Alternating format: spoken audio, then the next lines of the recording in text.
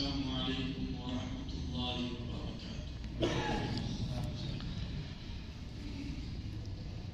الحمد للہ نحمده ونستعینه ونستغفره ونؤمن به ونتوکل علیہ ونعوذ باللہ من شرور انفسنا ومن سیئات اعمالنا، من يهده الله فلا مضل له ومن يضلل فلا هادي له، وأشهد أن لا إله إلا الله وحده لا شريك له، وأشهد أن سيدنا وشفيعنا وحبيبنا ومولانا محمدا عبده ورسوله، أما بعد، فقد قال الله تبارك وتعالى في كتابه العظيم والفرقان الحميد: أعوذ بالله من الشيطان الرجيم، بسم الله الرحمن الرحيم. اليوم أكملت لكم دينكم وأتممت عليكم نعمتي ورضيت لكم الإسلام دينا. صدق الله العظيم. وقال النبي صلى الله تعالى عليه وسلم: سيكون بعدي كذابون ثلاثون، يزعم كل منهم أنه نبي وأنا خاتم النبيين ولا نبي بعدي، أو كما قال عليه الصلاة والسلام، وعلى آله وصحبه أجمعين. آج کے اس دینی، روحانی اور تربیتی پروگرام کے صدر عالی قدر اسٹیج پر تشریف فرما گرامی مرتبت حضرات علماء کرام،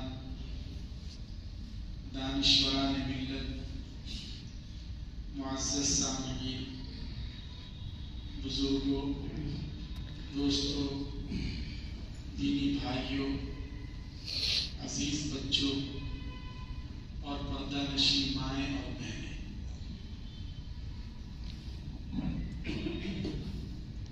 آج کا یہ پروگرام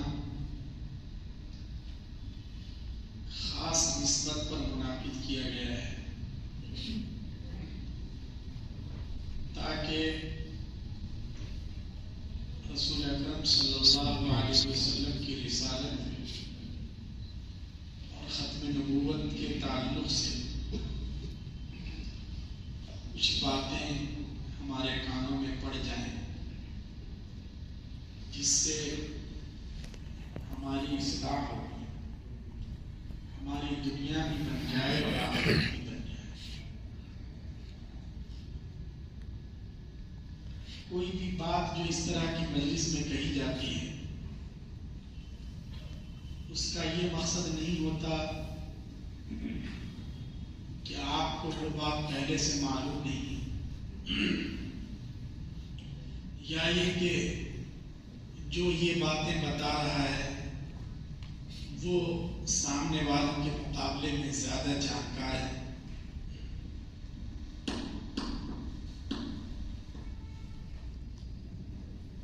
یہ مطلب ہرگز نہیں ہوتا، یا یہ کہ کوئی ایسی بات بتلائے جو بالکل نئی نئی بات ہو اور اب تک آپ کے نالج میں ہوئی ہو۔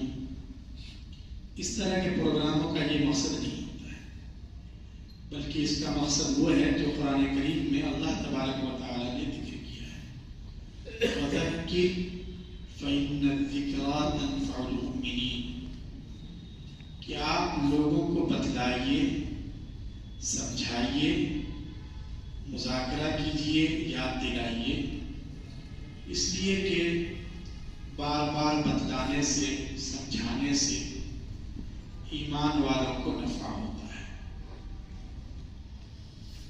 تو دین کی باتوں کا مذاکرہ ہوتا ہے، خیر کی باتوں کو بار بار ریپیٹ کیا جاتا ہے تاکہ اس سے ہمیں نفع ہو، ورنہ ہو سکتا ہے کہ علم میں، معلومات میں، فضل میں جو حضرات یہاں بیٹھے ہیں، اور یقیناً ہے ہمارے حضرت مفتی صاحب دامت برکاتہ، اللہ نے انہیں بہت اونچا مقام عطا کیا ہے. علماء کرام یہاں موجود ہیں، اور بھی ہمارے حضرات ہیں جو اس فیلڈ میں کام کر رہے ہیں. دیکھیے، اس وقت کا جو سب سے بڑا اور اہم مسئلہ ہے ہمارے سامنے، یوں تو بہت سی سمسیاں ہیں، بہت سے مسائل ہیں، لیکن سب سے بڑا اور اہم مسئلہ جو ہے وہ ایمان کی حفاظت کا ہے. ایمان سے بڑھ کر کوئی دولت نہیں ہے. اس لیے سورہ فاتحہ میں اللہ تبارک و تعالیٰ نے سمجھایا ہے. اللہ پاک نے دو چیزوں کی خاص طور سے تعریف دی ہے. سورہ فاتحہ الحمدللہ رب العالمین ہم لوگ ہر نماز میں پڑھتے ہیں یا سنتے ہیں، لیکن اس میں اللہ تعالیٰ نے کیا میسج دیا ہے، کیا پیغام دیا ہے، اس کو بھی ہمیں سمجھنا چاہیے. قرآن کریم کی تلاوت بھی عبادت ہے، لیکن اس کے ساتھ ساتھ اسے سمجھنے کی بھی کوشش کرنی چاہیے. تو الحمدللہ رب العالمین میں ایک تو یہ بتلایا گیا ہے کہ تمہیں اللہ سے مانگنا ہے تو مانگنے کا طریقہ کیا ہونا چاہیے، اور دوسرے یہ کہ کیا مانگنا ہے. یہ دو چیزیں بہت اہم ہیں، اور اللہ تعالیٰ نے خود یہ دونوں باتیں سکھلائی ہیں. تو اللہ نے سب سے پہلے مانگنے کا طریقہ سکھلایا ہے کہ دیکھو، اگر تمہیں اپنے رب سے مانگنا ہے، خدا سے مانگنا ہے، تو اس کا طریقہ یہ ہے کہ تم اپنے رب کی بڑائی بیان کرو، اللہ کی تعریف کرو. الحمدللہ رب العالمین، تمام تعریفیں، ہر طرح کی اچھائیاں یہ صرف اور صرف اللہ رب العزت کے لیے ہے. انسان کا کوئی کمال نہیں ہے.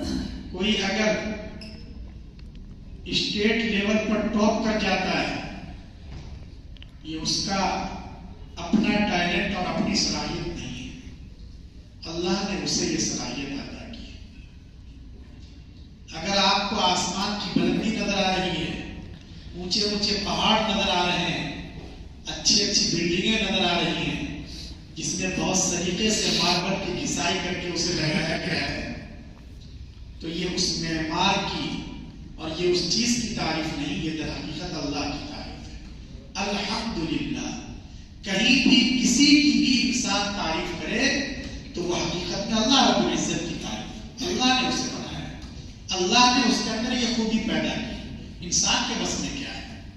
تو اللہ کی بڑائی بیان کرو، اللہ کو رحمان کہو، اللہ کو رحیم کہو،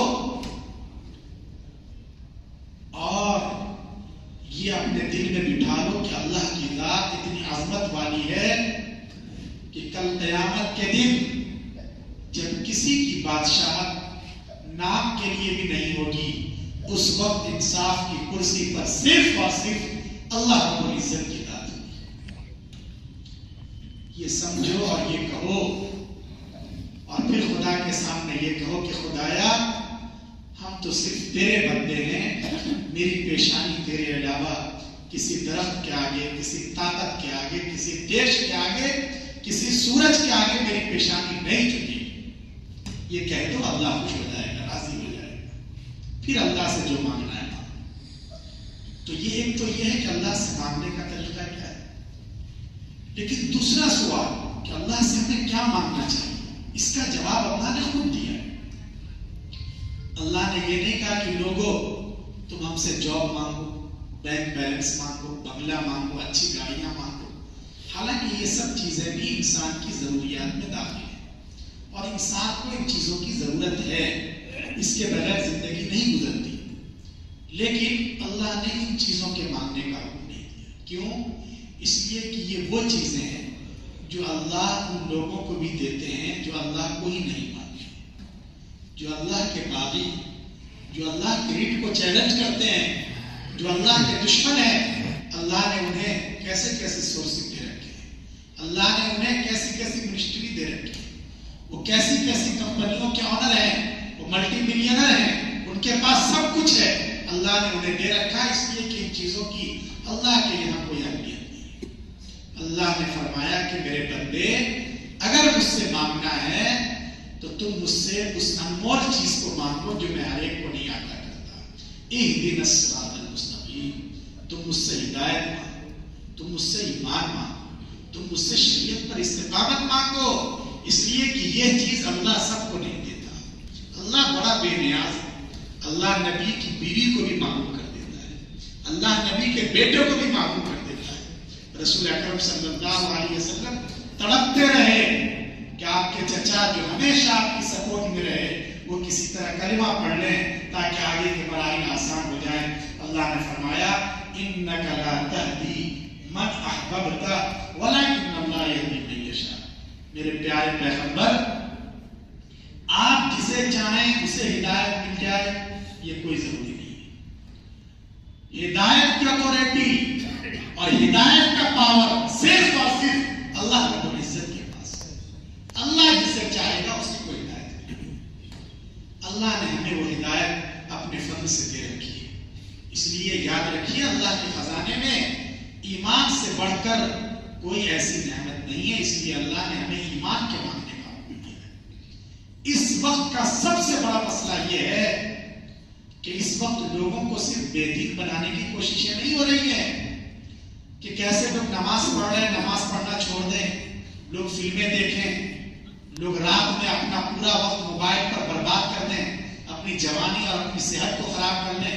صرف اس کی کوششیں نہیں ہو رہی ہیں، براہ راست ڈائریکٹ ایمان پر اٹیک، ایمان کو ٹارگیٹ کیا جا رہا ہے۔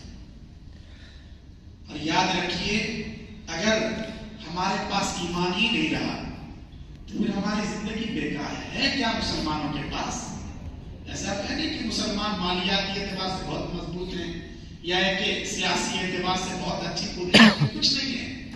مسلمانوں کے پاس یہ ایمان کی دولت ہے جو اللہ رب العزت نے انہیں عطا کر رکھی ہے، اور اس وقت اسی پر حملہ ہو رہا ہے اور ہوگا یہ